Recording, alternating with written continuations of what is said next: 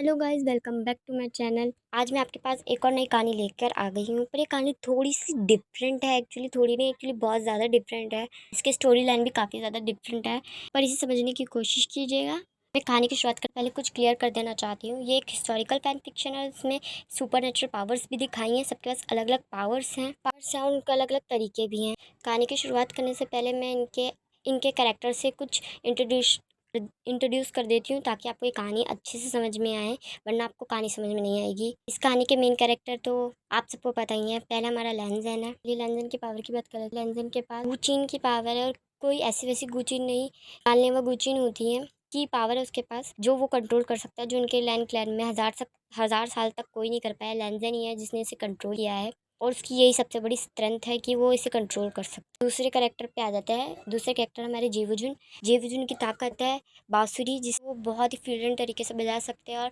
बुरी शक्तियों पे काबू कर सकते हैं। साथ ही साथ क्राउन प्रिंस भी है, और वो पूरे क्लैन को हैंडल भी करते हैं। हमारे तीसरे मेन कैरेक्टर पे आ जाते हैं, जिसका नाम हमें पता है, वी विशियन है, जिसके पास बॉर्न पैदा होने से ही डेमोनिक शक्तियाँ हैं, और वो उसे अच्छे से कंट्रोल भी कर सकता है। ये नहीं, वो अलग अलग तरह के तालिस्मान भी बना सकता है। उसके पास गोल्डन कोर तो है ही, पर वो बांसुरी भी बजा सकता है और तलवार भी चला सकता है। ये उसकी स्पेशलिटी होती है। और वो अपने लोटस कोफ का सबसे सुंदर, सबसे आकर्षक ओमेगा होता है।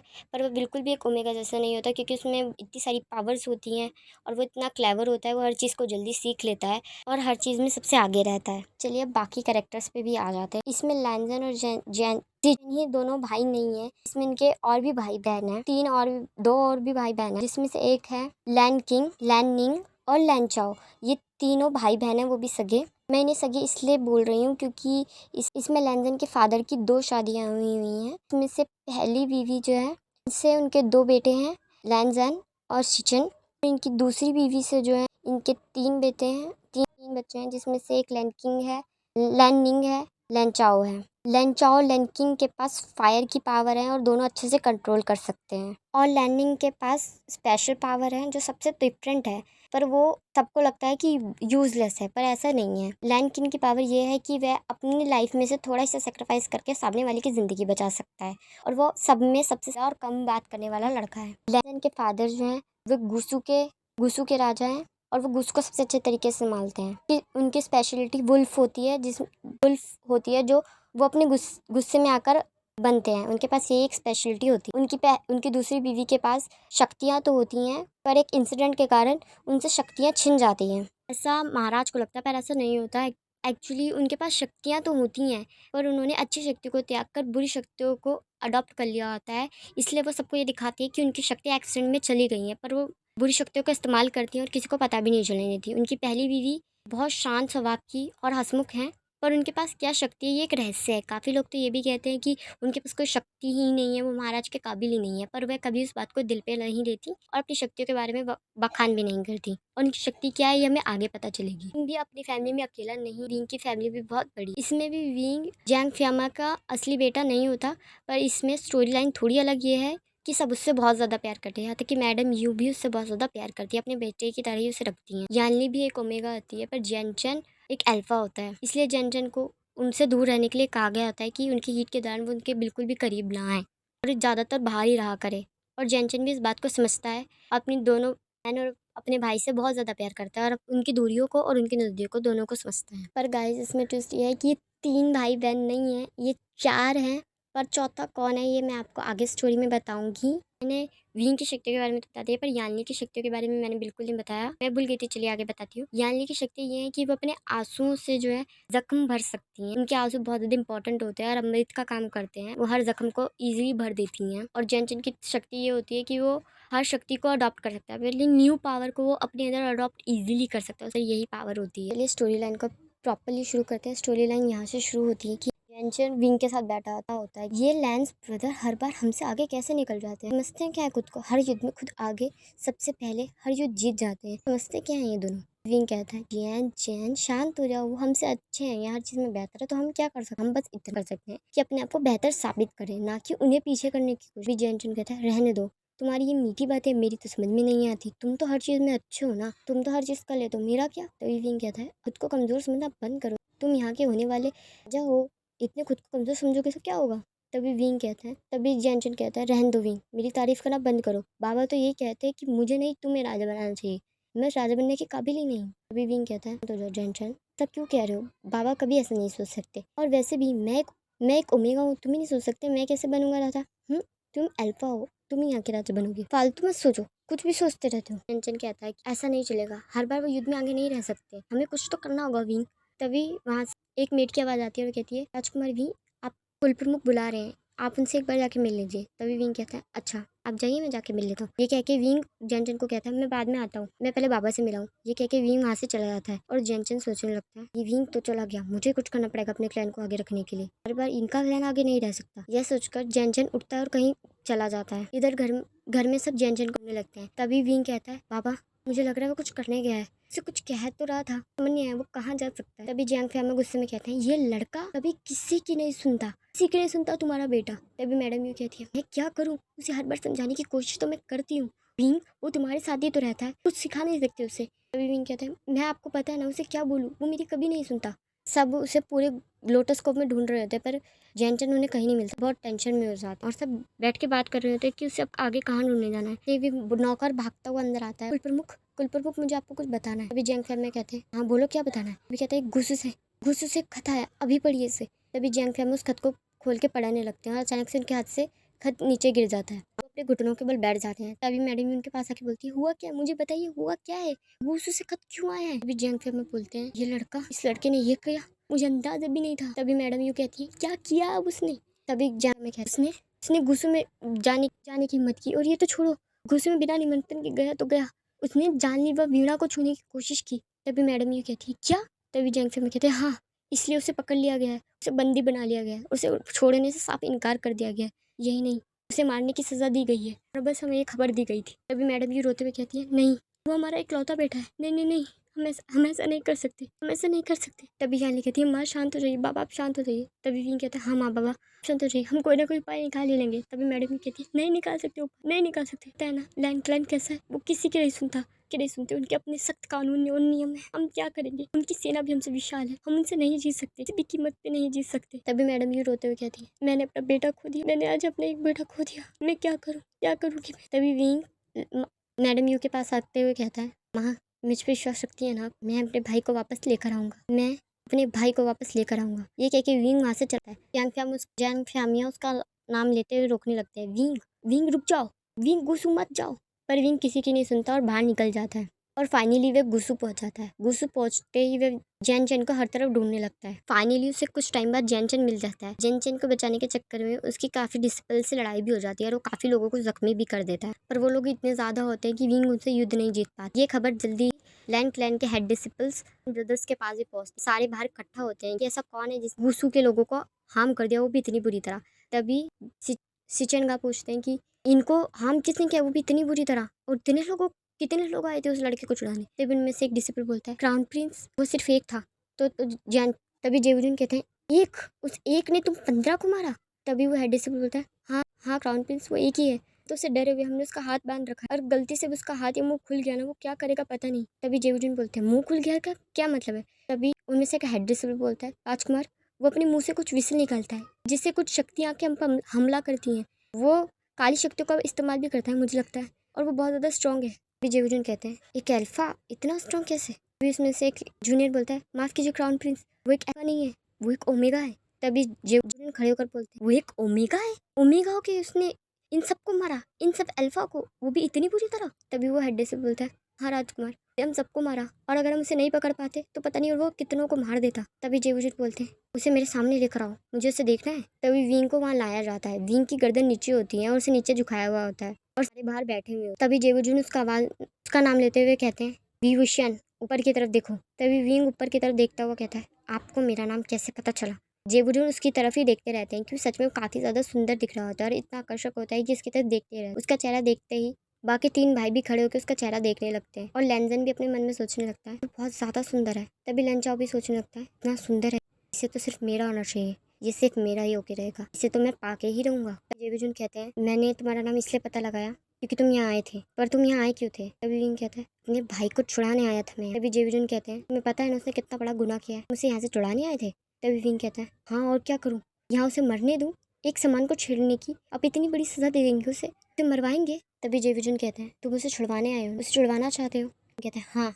तभी जय विजुन कहते हैं ठीक है तुम उसे ले जा तो सकते हो, और उससे पहले मुझे तुम्हारी फैमिली को खतरा क्यों नहीं यहाँ आना है, मुझे उनसे अभी के अभी अर्जेंट बात करनी है, और तुम सब उसे अभी के अभी खड़ा करो और वैद्य को बुलाओ, का इलाज कराओ। तभी विंग कहता है कोई ज़रूरत नहीं मुझे आपके इलाज की, मैं खुद अपनी देखभाल कर सकता हूँ। तभी जेविजन कहते हैं विंग इतना गुस्सा सही नहीं है, तुम्हें जख्म आए हैं, करवा लो। लेकिन जेविजन वहाँ से चले जाते हैं और बाकी सब भी जेविजन के पीछे चले जाते हैं। टाइम स्किप हो जाता है, पूरी लाइन फैमिली एक साथ बैठी होती है। तभी तभी जेविजन बोलते हैं पिताजी मैं उससे शादी करना चाहता हूँ। तभी लैन चाओ खड़ा होकर कहता है कि नहीं पिताजी मैं उससे शादी करना चाहता हूँ, हर बार इनकी बात नहीं मानी जाएगी, ये क्राउन प्रिंस है तो ये कुछ भी करेंगे। तभी लैन किंग खड़ा होता है कहता है पिताजी मैं भी उससे शादी करना चाहता हूँ। तभी जेविजन कहते हैं पर हमें उससे उसकी मर्जी पूछनी चाहिए। तभी लैन चाओ कहता है उससे मर्जी, उससे हमें मर्जी क्यों पूछनी चाहिए, जरा बताएंगे आप? वो दोनों भाई गुनहगार हैं, हमें उससे मर्जी नहीं पूछनी चाहिए, अपना आदेश सुनाना चाहिए। भी गुस्से में महाराज करते हुए कहते हैं तुम शांत हो जाओ सारे के सारे, तुम तीनों को एक ही इंसान से शादी करनी है। तुम भी बोल दो लैंजन, तुम्हें भी तो उससे शादी नहीं करनी।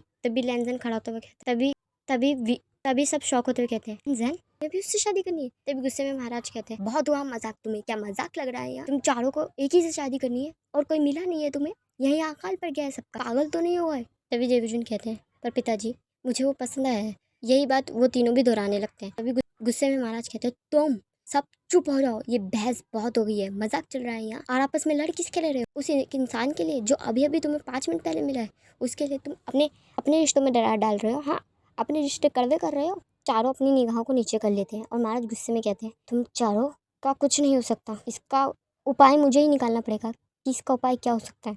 तभी महाराज अपनी आंखों को बंद करते हुए उसी पे बैठ जाते हैं और कुछ सोचने लगते हैं। कुछ देर बाद वे खड़े होते हुए कहते हैं मेरे पास एक सुझाव है, अगर वो सुझाव माना तो सबका भला होगा।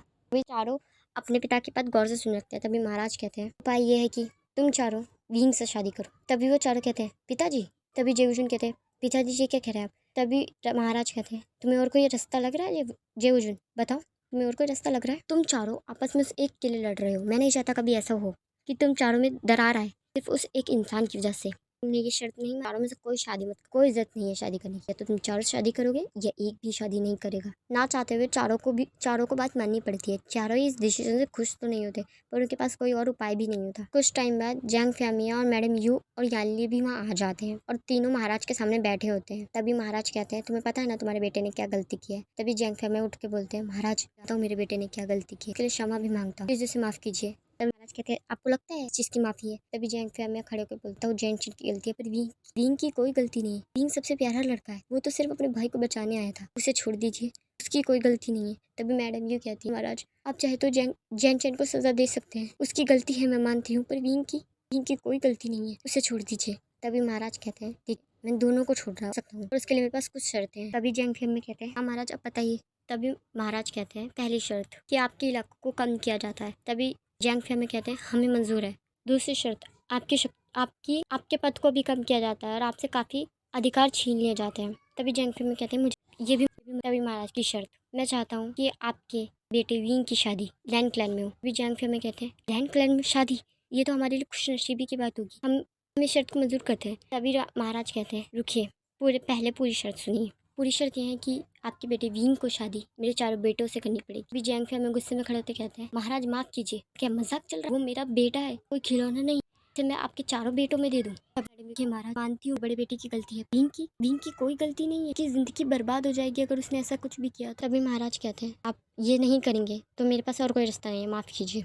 तब मुझे जैन चैन को मरवाना होगा और यही नहीं आपके क्लैन पे भी हमला करवाना होगा, क्या क्लैन ने बहुत बड़ी गलती की है। तभी जैंग फैमिया कहते हैं आप ये अन्याय कर रहे हैं महाराज। तभी महाराज कहते हैं मैं कोई अन्याय नहीं हूँ, बात को गौर कीजिए, गलती किसके तरफ से पहले हुई, हमारी तरफ से नहीं। सुनते ही मैडम यू बहुत तेज तेज रोने लगती है और कहती है कि हर बार मेरे दोनों बच्चों में से मुझे क्यों चुनना पड़ता है, मैं कैसे चुन सकती हूँ अपने दोनों बच्चों में से किसी एक को। टाइम स्किप हो जाता है, विंग बेहोश होता है और बेड पे लेटा होता है और सब उसके पास बैठे होते हैं। कुछ देर बाद विंग को होश आ जाता है और वो दर्द में कराहते हुए कहता है आह। तभी मैडम जी उसके पास तुम उठ गए, ठीक हो? तभी याली कहती है लो पानी पी लो। विंग कहता है आप लोग यहाँ आ गए कैसे? तभी याली कहती है शांत हो जाओ विंग, शांत हो जाओ, हम यहाँ तुम्हारे लिए तो आए हैं। तभी विंग कहता है जैन को छोड़ दिया उन लोगों ने, उन्होंने कहा था वो उसे छोड़ देंगे, बताइए ना माँ। तभी मैडम भी कहती है विंग तुम शांत हो जाओ। तभी विंग कहता है बताइए ना माँ, बताइए ना। तभी मैडम ये कहती है नहीं उन्होंने अभी उसे नहीं छोड़ा। तो विंग कहता है कैसे नहीं छोड़ा, उन्होंने मुझसे कहा था वो छोड़ देंगे। वो लोग ऐसा कैसे कर सकते हैं, झूठे धोखेबाज गद्दार हो गया। मैं उनसे जाके अभी बात करूँ, तभी मैडम भी कहती है रुक जाओ भी। तभी विंग कहता है कैसे रुक जाओ, उन्होंने अपने वादे से मुकर हैं। मैं उनसे बात करने जा रहा हूँ, मैं उनसे बात करूंगा। तब मैडम भी गुस्से में कहती है तुम्हें पता है उन्होंने मुझसे क्या कहा, हमसे क्या कहा, क्या शर्त रखी है। तभी विंग कहता है क्या शर्त रखी है, जैन से बड़ी कोई भी शर्त नहीं हो सकती। मैं आपको उन सबकी शर्त मान लेनी चाहिए थी ना। तभी मैडम भी कहती है उन्होंने शर्त में क्या मांगा है तुम्हें पता भी है। तभी जानवी अपनी माँ को रोकते हुए शांत हो जाइए, तो मत बताइएगा। तभी मैडम ये चुप हो जाती है। तो विंग कहता है ऐसा क्या मांगा है उन्होंने शर्त में, बताइए ना शीजे, माँ बोलिए बोलिए माँ, तो मेरी कसम बताइए उन्होंने क्या मांगा है। तभी मैडम ये उसे सब कुछ बता देती है। और ये सुनते ही विंग अपने घुटनों के बल जमीन पे गिर जाता है और लगता है, कहता है कि उन सब ने मेरी जिंदगी मजाक समझी है, उन्हें मजाक लग रहा है ये, वो किसी की जिंदगी कुछ समझते हैं कि नहीं, वो अपने आप को क्या समझते हैं। ये कहते हुए विंग बहुत ज्यादा रोने लगता है। तो याली उसके पास आकर उसे चुप कराते हुए कहती है आयशिन शांत हो जाओ, हम ऐसा कुछ नहीं करने वाले, हम वापस घर जा रहे हैं, तो कुछ नहीं करने वाले, हम कुछ नहीं करेंगे, तुम्हें कुछ नहीं होने देंगे, कभी कुछ नहीं होने देंगे, तुम हमारे साथ वापस चल रही हो लोटस को, हम ऐसे अभी के अभी जा रहे हैं, बस हम तुम्हारे उठने का इंतजार कर रहे थे, चलो। ये कहके वो विंग को उठाने लगते हैं और बाहर जाने लगते हैं। विंग वहाँ रुकते हुए कहता है रुक जाइए, चला गया तो इतने लोगों की मौत की जिम्मेदारी मैं नहीं ले पाऊंगा, कैसे ले पाऊंगा इतने लोगों की मौत की जिम्मेदारी, मेरी वजह से पूरा सेक्टर तबाह हो जाएगा, सब मर जाएंगे, और जहन चैन उसका क्या होगा। मैं अपनी इकलौती एक अपनी वजह से सबको दुख नहीं दे सकता, नहीं दे सकता सीजे, मैं क्या करूँ। तभी यानली कहती है विंग तुम्हें कुछ सोचने की जरूरत नहीं है, कुछ ज़्यादा सोचने की जरूरत नहीं है, तुम हमारे साथ चलो, ज्ञानचंद तुम्हें समझेगा, हमें समझेगा। तभी विंग कहता है चीजें वो समझे ना समझे, पर मैं नहीं समझ पाऊँ, किसी की मौत की जिम्मेदारी मैं नहीं ले सकता, कोई मरेगा नहीं, ये मुझसे नहीं होगा, मैं नहीं कर सकता ये। विंग कहती है विंग तुम क्या सोच रहे हो, कुछ भी ऐसा मत सोचो जिस पे तुम्हें बाद में रिग्रेट हो। तभी विंग कहता है रिग्रेट तो मुझे चीजें उसी दिन हो गया था जब मैं ओमेगा था, अब मुझे रिग्रेट होने की कोई जरूरत नहीं है, मैंने अपने आप को हर चीज़ में प्रूव किया, बेटर किया, ताकि मैं सबसे आगे रहूँ, पर नहीं रह पाया, उनकी शर्त मंजूर कर लेनी चाहिए। तभी मैडम ही कहती है नहीं विंग नहीं, बिल्कुल भी नहीं, हमें की कोई भी फालतू शर्त मंजूर करने की जरूरत नहीं है। तभी विंग रोता हुआ कहता है माँ मुझे पता है आप मुझसे बहुत प्यार करते हैं, पर मैं ऐसा नहीं होने दे सकता। तभी मैडम भी कहती है नहीं हम ऐसा नहीं होने दे सकते हैं विंग, तुम जानते हो ना वो तुमसे कितना प्यार करता है, वो तुम्हारा बड़ा भाई है, तो कुछ से ये सब पता चला तो क्या करेगा तुम जानते हो ना। विंग कहता है वो मुझसे कितना प्यार करते, मेरा कितना ज्यादा ख्याल रखते हैं, भैया मुझे समझेंगे कि आपने ये क्यों किया, हमने ये क्यों किया, मैं उन्हें समझाऊंगा, हमें उनको प्रस्ताव मंजूर करना होगा शाम से पहले, मेरा जैन को कुछ हो जाएगा, उन्हें जाके इन्फॉर्म कर दीजिए शादी करने। वहाँ एक नौकर जाके इसको अनाउंस कर देता है कि विंग शादी करने के लिए रेडी हो गया है। यह सुनकर सब खुश होते हैं पर दुखी भी बहुत होते हैं। उन चारों को समझ नहीं आ रहा था कि अब आगे क्या होगा। विंग जो अंदर से काफी टूट चुका होता है और सुबह से रोए ही जा रहा होता है, ना चाहते हुए भी जैंग फियामिया को विंग की शादी करवानी पड़ती है। विंग अपनी शादी पे बिल्कुल भी खुश नहीं होता, वो पहले की तरह हंस नहीं रहा होता, गा नहीं रहा होता और बातें भी नहीं कर रहा था, वो सिर्फ एक जिंदा लाश हो गया होता जो चल रहा होता है। शादी के रिचुअल खत्म होते ही वो अचानक से बेहोश होकर गिर जाता है। ये देखकर सब पैनिक हो जाते हैं और उठा कमरे में लेके जाते हैं। डॉक्टर उसका इलाज करने लगते हैं। डॉक्टर बाहर आते हुए माफ कीजिए महाराज, पर अभी महाराज कहते हैं क्या हुआ है। तभी बोलते हैं उसने जहर वाली औषधि खाई है और उसका असर ज्यादा नहीं हुआ है, हमने उसे रिकवर कर लिया। अभी महाराज कहते उसे बचा लिया, यही काफी है, पर ये बात बाहर नहीं जानी चाहिए, बाहर गई या उसके परिवार तक पहुंची तो किसी के लिए अच्छा नहीं। जाओ। यह सुनते ही लन चाओ कहता है कि उस विंग बुशियान ने खुद को मारने की कोशिश, खुद को समझता है क्या है वो, मुझे अंदर जाने दो। तभी तीनों भाई आगे खड़े होते हुए कहते हैं लन चाओ बहुत हुआ तुम्हारा, आगे मत बढ़ना, भी ठीक नहीं है, कुछ भी ऊल जुलूल करने की हरकत मत करना। तभी लन चाओ कहता है आप तीनों मेरे आगे खड़े होकर समझते क्या हैं कि आप मुझे रोक सकते हैं। तभी जेविजुन गुस्से में कहते हैं तुम शांत हो रहे हो कि नहीं हो रहे हो, उसने जहर किस वजह से खाया तुम्हें समझ में नहीं आ रहा, हम चारों से छुटकारा पाने के लिए उसने जहर खाया है, जीते जी हमने किसी इंसान की जिंदगी नर्क बना दी है, तो जहर नहीं खाएगा तो और क्या करेगा, बेहतर यही है कि हम चारों उससे अभी के लिए दूर रहें। व्यंचा गुस्से में कहता आप तीनों खुद को समझते क्या है, मैं भी उसका हस्बैंड हूँ, मैं उसके पास जाऊंगा। तभी तीनों कहते हैं कोशिश भी मत करना। तभी लैंजन कहता है खुद को काबू में रखो, इससे पहले मैं अपने हथियार निकाल लूं, कदम पीछे रखो। यह सुनते ही लेंचाओ रुक जाता है और कहता है तुम हांग वनजुन खुद को समझते क्या हो, बेस्ट कल्टिवेटर, मैं भी तुम्हारे इतना लड़ सकता हूँ। तभी लैंजन गुस्से में कहता है ठीक है तो एक फाइट कर लेते हैं। तभी लेंचाओ कहता है मैं वो। तभी रैंकिंग पीछे से आते हुए कहती है तुम्हें पिटना है क्या उससे, शांत क्यों नहीं हो रहे हो। तो तीनों भाई अपनी बहन की तरफ देखने लगते हैं। तभी वे अपने भाई का हाथ पकड़ते हुए कहती है कि बहुत हुआ आज के लिए तमाशा, 21 जिंदगी जाते जाते बची है और तुम मरते मरते बचने वाले हो अभी, चलो यहाँ से। कह के वे अपने भाई का हाथ पकड़ती है और वहाँ से ले जाती है। सीन शिफ्ट होता है, लोटोस्कोप में सब कमरे में बैठ के रो रहे होते हैं और सब विंग की चिंता कर रहे होते हैं। तभी याली बोलती है कि पता नहीं उस जगह के साथ क्या उसकी चिंता हो रही है माँ, मेरा आशिन बहुत क्यूट, मैंने बचपन से केयर की है। उसे हट भी हो रहा होगा तो वो किसी को नहीं बताएगा। मैं क्या करूँ माँ, मुझे उसकी चिंता हो रही है। तब मैडम ये कहती है कि मुझे भी उसकी बहुत ज़्यादा चिंता हो रही है, उसने जो किया है उसे कभी भुलाया नहीं जा सकता। मुझे उसकी बहुत चिंता हो रही है, मैं क्या करूँ। एक हंसती हुई आवाज़ आती है, कहती है आप सब यहाँ क्या कर रहे हैं। तभी तीनों उसकी तरफ देखने लगते हैं और वो कहता है ये रो क्यों रहे हैं आप सब। हाँ, बाहर तो सजावट हुई हुई है, अंदर सब रो रहे हैं। ऐसा लग रहा है किसी की विदाई हुई है मेरे पीछे से। किसकी विदाई हुई है। पर इस बात पे कोई कुछ नहीं कहता। तो वो कहता है कि देखिए मैं दूसरे देश गया था तो आपके तोहफे लाया हूँ।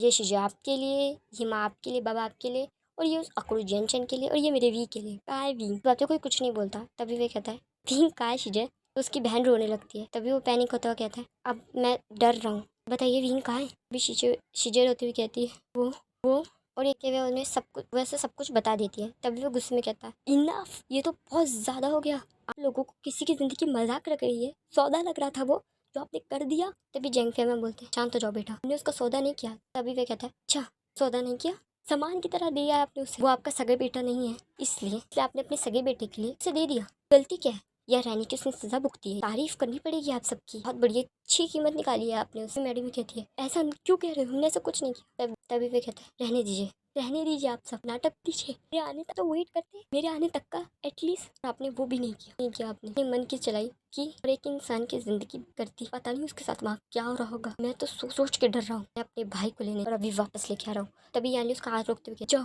अगर हम उसे वापस लेकर आए तो यहाँ हमला हो जाएगा, पूरा सेक्ट खत्म हो जाएगा, यहाँ के लोग मारे जाएंगे। तभी वह गुस्से में हाथ झटकता होगा आप सबको अभी भी सेक्ट की पड़ी हुई है। जानता हूँ कि आप सेक्ट कितना है, पर विंग से ज्यादा कैसे। मैंने आज तक इस सेक्ट के लिए क्या क्या किया है वो सब आप भूल गए। ये कह के वो गुस्से में अपने कमरे में चलाता, कमरा बंद कर लेता है और अपना सामान तोड़ देता है। कहता है कि क्यों मैं बाहर गया, क्यों मैं उस समय उसके साथ नहीं था। मेरे प्यारे भाई माफ कर, मेरे साथ नहीं था, पर मैं क्या करूँ अपने सेक्ट को बचाऊँ या अपने भाई को वापस लाऊं।